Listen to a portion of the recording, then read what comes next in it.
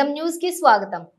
అచ్చంపేట నాగర్ కర్నూలు జిల్లా యువత మత్తు పదార్థాలకు దూరంగా ఉండాలని ఆర్డీఓ మాధవి డీఎస్పీ శ్రీనివాసులు అన్నారు. జాతీయ మాదక ద్రవ్యాల నిరోధక దినోత్సవం పురస్కరించుకొని నాగర్ కర్నూలు జిల్లా అచ్చంపేట నియోజకవర్గంలోని ఆయా మండలాల్లో పోలీసుల ఆధ్వర్యంలో విద్యార్థులచే ర్యాలీ నిర్వహించారు. అచ్చంపేట పట్టణంలోని అంబేద్కర్ కూడా నిర్వహించినటువంటి కార్యక్రమంలోని ఆర్డీఓ మాధవి డీఎస్పీ శ్రీనివాసులు మాట్లాడుతూ యువత మత్తు పదార్థాలకు బానిసై తమ జీవితాలను నాశనం చేసుకోవద్దని సూచించారు.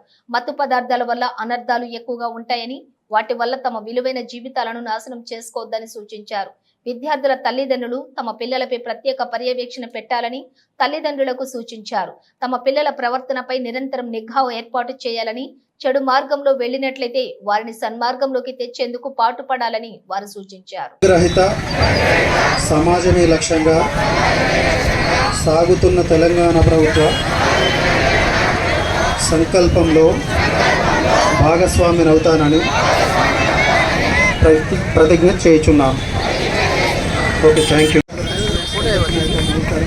మీడియా మిత్రులకు కూడా తెలియజేస్తున్నాను.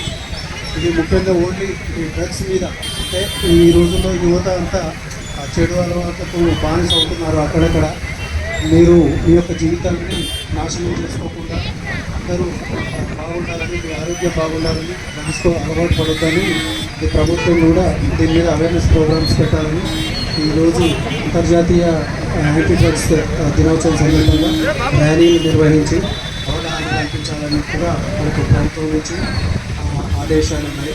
అదేవిధంగా ప్రభుత్వం కూడా ఈ గంజాయి, తర్వాత డ్రగ్స్, ఇంకా చాలా రకాల డ్రగ్స్ ఉంటాయి. అంటే మనకు సాధారణంగా గ్రామీణ ప్రాంతాలలో తెలిసింది ఎక్కువ గంజాయి అంటారు. ఈ గంజాయి విషయంలో ఏదో అలవాటు పడ్డప్పుడు అయితే దాన్ని మాన్పించవచ్చు, కానీ మత్తు పదార్థాలకు అలవాటు పడిన తర్వాత ఒకసారి అలవాటు పడినట్టయితే అతని యొక్క జీవితం ఖరాబ్ అవుతుంది.